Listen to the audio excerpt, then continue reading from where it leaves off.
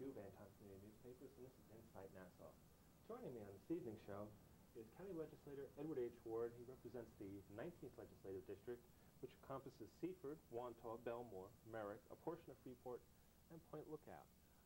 Ed, thanks for being here on the show today. Thanks for having me, Dan. My word. It's good to be here. Good to be here.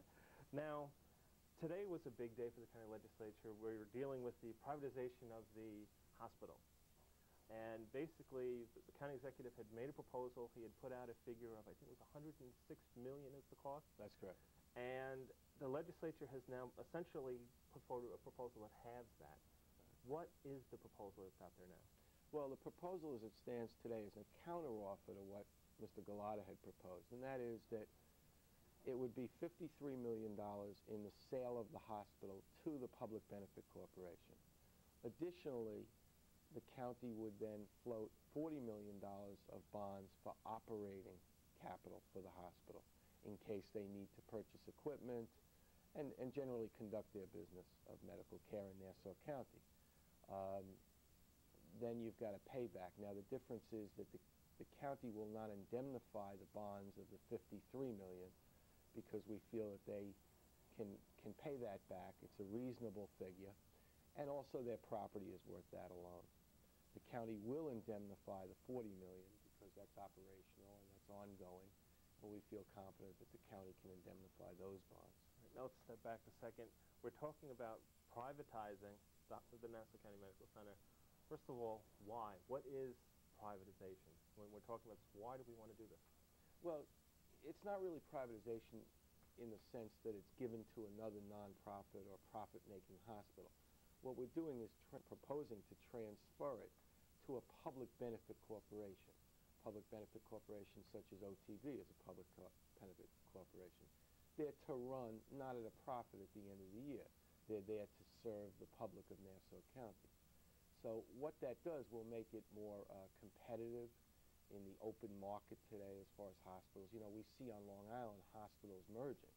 We have Catholic hospitals merging with public hospitals. We have North Shore merging with Long Island Jewish. And what's happening is the medical center is not merging with anyone. They're not competitive. They have to go through a very strict governmental bidding process, purchasing process in order to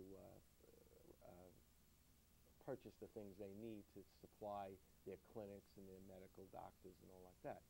This will bring them more current in the open market in an ever-changing medical Now, field. can we see, could perhaps be a two-part thing where we privatize the hospital and then merge with somebody? I really don't think so, because by charter, the only mission of the Nassau County Medical Center, whether it be through the county or through a public benefit corporation, is that it provide care to the indigent in Nassau County. And the indigent today is not only poor people, it's children without medical coverage, and we know that today that's an ever-increasing number. It's the senior citizens who are on fixed income who certainly qualify today for medical care. So that is the mission, that is the only chartered mission of the hospital. And I doubt whether we would ever see it merging with a private profit-making hospital. Now, interestingly enough, the county legislature had a privatization hearing. It was a hearing, I guess it was a month ago, maybe a month and a half ago. And it didn't seem like there were people getting up to testify before the committee on, you know, the not-for-profit role in the future of medicine in Nassau County. Why do you think that was? Did that surprise you?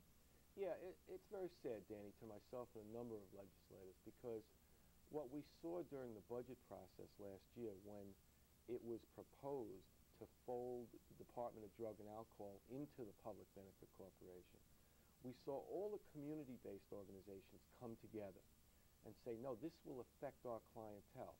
This will affect the people that we serve in the community-based programs, drug and alcohol, mental health, family crisis interventions, numerous programs that aid our community groups.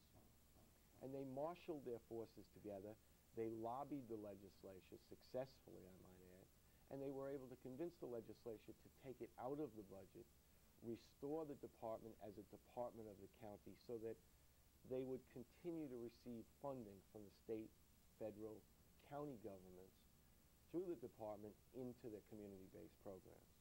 And I think one of the reasons we saw that was that as a legislation now, these community-based organizations have an avenue, they have a place to go to hear the concerns of their constituency, their patients, their clients. We've had over 6 public hearings on various aspects of the hospital going into the PBC. And we've not had one major nonprofit organization stand up in Nassau County and say, hey, make sure that whatever you do, you protect the people that we serve, the poor, the indigent, the children, the senior citizens of all of the districts. They have not come to the table.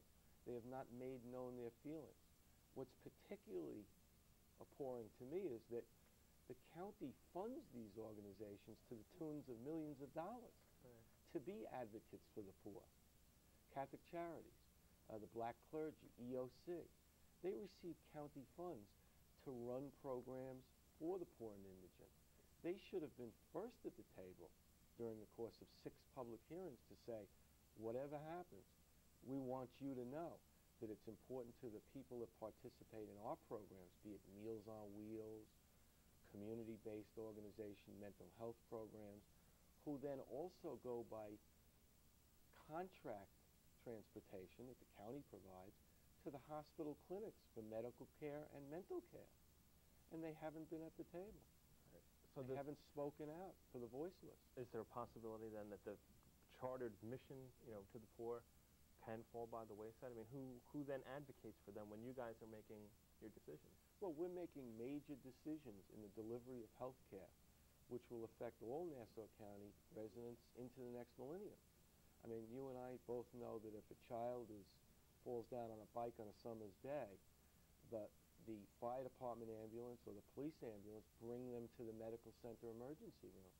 So it's important to families that those clinics, those emergency room programs continue, if not increase, after the year 2000. And I would have expected to hear, like I did from my community-based organization, that the bigger nonprofits spoke up on behalf of the children, the elderly, the poor, the black, the white, all people of Nassau County who utilize the services of the Nassau County Medical Center. Now, are there specific programs that, when you're talking about privatizing this, now you're bringing in more of a profit motive in the future, or to operate more profitably, like some of these other hospitals do in Nassau County? Are there programs the legislature is looking at that perhaps serve these constituencies that might be cut back, scaled back, because now it'll be too costly to do so? Well, in the memorandum of understanding in the transfer of the hospital to the Public Benefit Corporation, there is a 2-year guarantee that there be no cutbacks in personnel or programs. We would look to continue that, if not increase the number of programs, because, as I said, we know that there are ever-increasing numbers of children without medical care, of senior citizens. In my district alone, I have a constituency that consists of 24% is over the age of 62.